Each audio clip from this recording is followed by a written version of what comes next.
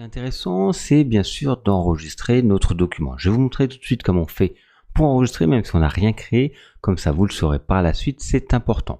Je vous invite également à penser à enregistrer au fur et à mesure que vous travaillez.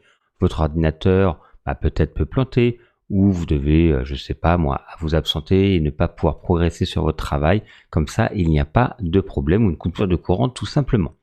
Pour enregistrer un fichier, donc que ce soit une composition, du retouche ou autre, il faudra aller dans Fichier, Enregistrer sous. Et là, on a plusieurs formats pour enregistrer. Dans un premier temps, dans cette fenêtre, on va voir le nom. Vous voyez, par défaut, il y a une extension .psd qui veut dire Photoshop. Allez, je vais nommer par exemple test.photoshop. L'extension se met automatiquement en choisissant le format. Ici, vous avez le choix entre plusieurs formats.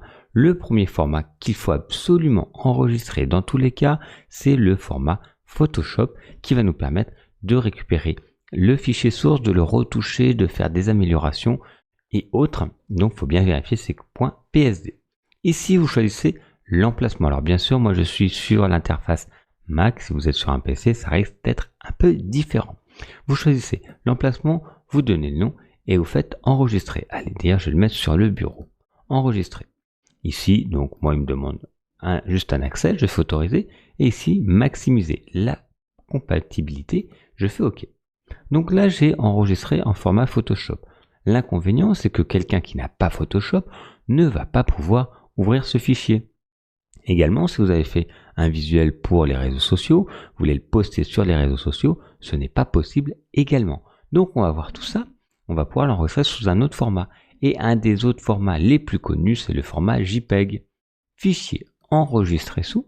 Cette fois, vous pouvez donner le même nom, l'emplacement que vous voulez. Et surtout, ici, au niveau du format, donc il y en a plein d'autres, on va chercher JPEG, JPEG. Là, c'est un format aplati. Vous comprendrez la différence qu'avec les formats des calques, il y a des couches d'éléments graphiques les uns au-dessus des autres. Là, JPEG, c'est juste aplati. Mais tout le monde va pouvoir l'ouvrir. Et on fait enregistrer. Et là, vous voyez, l'extension qui était tout à l'heure PSD est maintenant JPEG. Et je fais enregistrer. Là, moi, j'avais déjà un qui s'appelle comme ça, donc je fais juste le changer. Voilà, enregistrer.